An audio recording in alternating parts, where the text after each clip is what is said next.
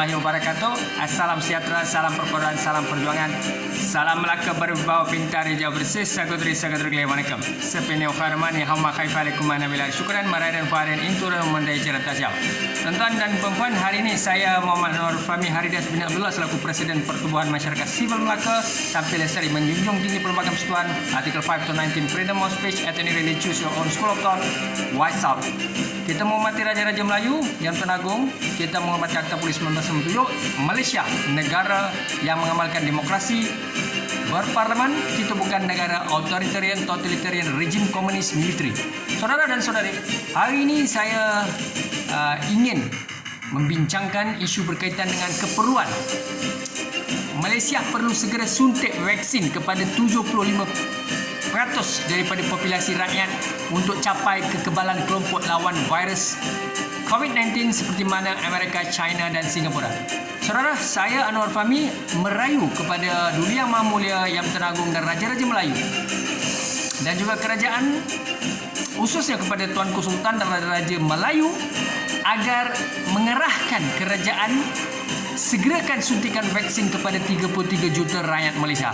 Kita maklum kerajaan sedang berusaha, tetapi kita khawatir dan bimbang kerana kebanyakan suntikan telah diperolehi oleh Yang Amat Perdana Menteri, mantan Tun Dr. Mahathir, mantan Perdana Menteri Malaysia, termasuk YB Khairi Jamaluddin dan juga ahli parlimen, khususnya wakil rakyat DUN dan parlimen. Saudara dan saudari, bagaimana rakyat Malaysia? Kita faham, kita menyantuni dan kita menunggu dengan kesabaran. Tetapi kita dapati bahawa apabila COVID ini menyerang, maka keberangkalian itu bergantung kepada nasib dan takdir. Namun apabila kita telah mendapat 2 dos suntikan, maka kita maklum bahawa serangan COVID ini terkawal. Inilah yang berlaku di Amerika, China dan Singapura. Mereka bangkit, mereka kembali, mereka bijak, mereka cepat, mereka agresif. Donald Trump walaupun memang telah menjangkakan kuasanya akan hilang di Amerika, namun jiwanya besar, yang mana Presiden Amerika mahu memastikan hampir 70% daripada rakyatnya mendapat vaksinasi ataupun suntikan vaksin. Ini telah dituruti oleh Joe Biden, Presiden Amerika yang baru. Dan kita mahu Malaysia segera mencari jalan untuk menyelamatkan nyawa rakyat negara kita.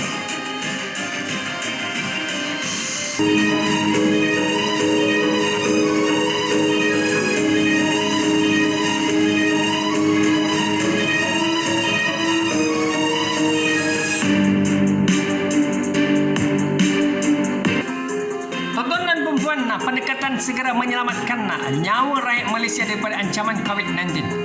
Memang kerajaan berikhtiar dan berusaha keras dengan lockdown termasuk frontliner. Namun bagi saya secara pandangan peribadi, pendekatan lockdown bukanlah salah satu cara yang efektif, kerana kita maklum bahawa perkara yang sama tidak dilakukan secara berterusan di Amerika, Singapura maupun China, khususnya di China dan Amerika Syarikat. Kita maklum bahawa apa yang berlaku di China dan Amerika adalah vaccination. Bagaimana rakyatnya diberi suntikan segera.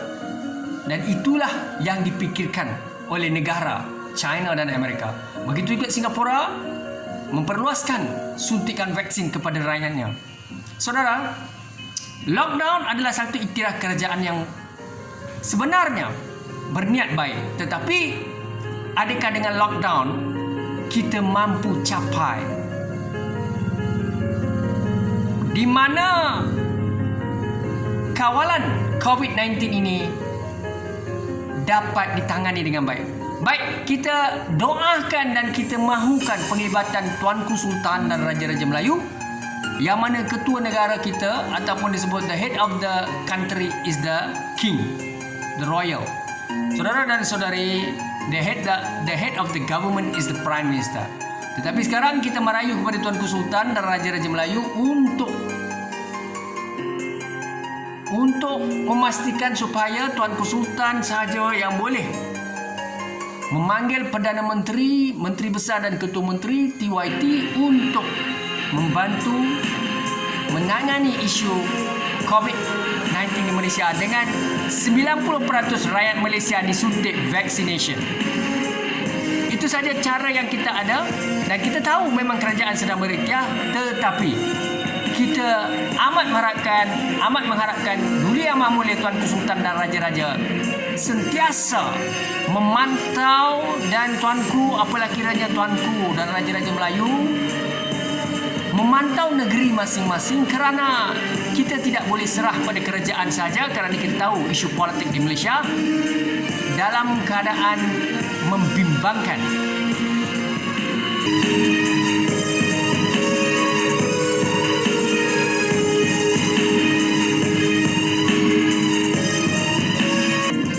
Bagaimana untuk kita tangani isu kekurangan bekalan vaksin di Malaysia, saudara dan saudari? Yang pertama sekali kita perlu melihat dari mana bekalan vaksin ini mampu disalurkan atau dibawa masuk ke Malaysia dengan segera. Seterusnya, cara pengagihan itu agar efisien, selamat dan suntikan segera. Isu perlu ditangani segera. Apakah isunya? Saya sebut tadi, bekalan vaksin mesti diperoleh daripada negara-negara yang sebenarnya mempunyai kepakaran membekalkan vaksin yang berkualiti. Seterusnya, pengagihan itu mesti disegerakan. Kemudiannya, suntikan perlu disuntik secara efisien, konsisten dan segera dalam kalangan 33 juta rakyat Malaysia, urban area, rural area, rentasi demografi, etnik maupun kaum dan bangsa.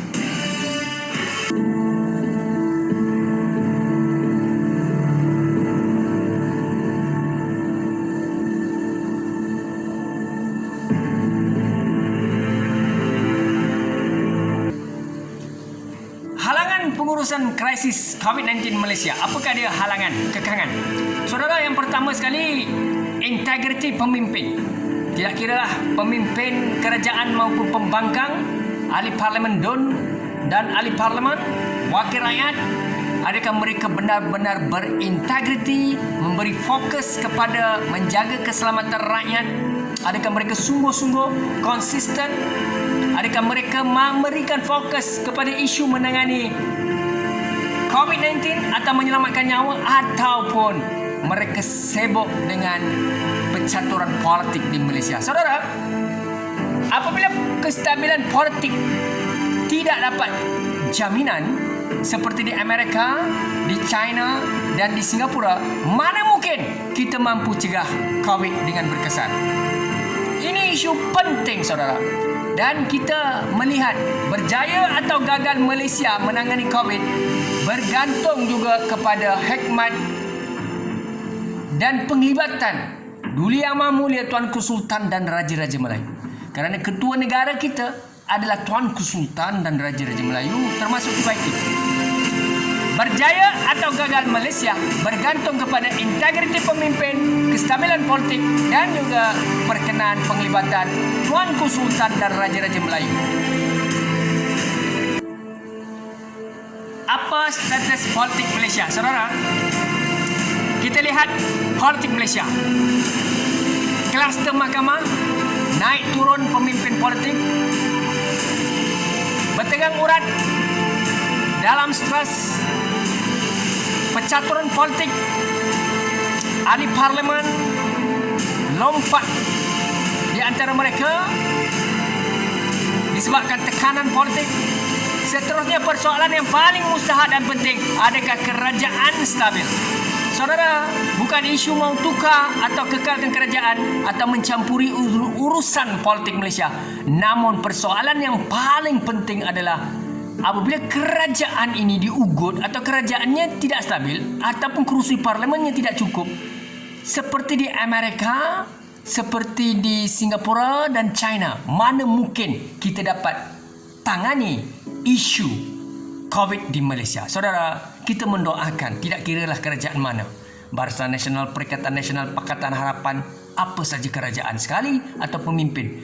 Persoalannya sekarang ini, apakah status kita? Bagaimana kita mampu cegah COVID-19? Sekiranya kestabilan politik sendiri tidak dapat dibuktikan, ataupun percaturan politik ini tidak mampu dikawal, ataupun kerajaan yang stabil tidak dapat diwujudkan. Sebab Amerika, Singapura, China, mereka terkawal, tidak ada perebutan kuasa atau percaturan yang dahsyat. Tapi Malaysia bagaimana? Kita menyeru dan kita merayu kepada Duli Yang Maha Mulia Raja-Raja Melayu Yang Tuan Agong untuk tampil, tuanku.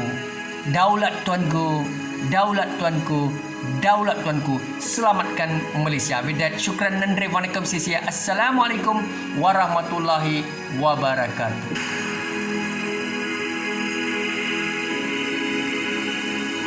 Saudara, jangan Malaysia jadi begini.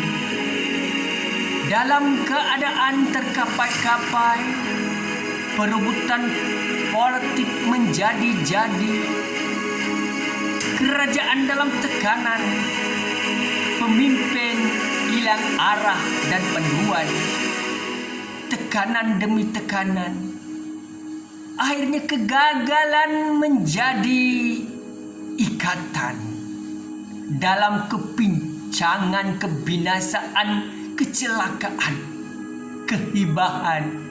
Adakah itu yang kita harapkan? Bangkitlah Malaysia, bangkit.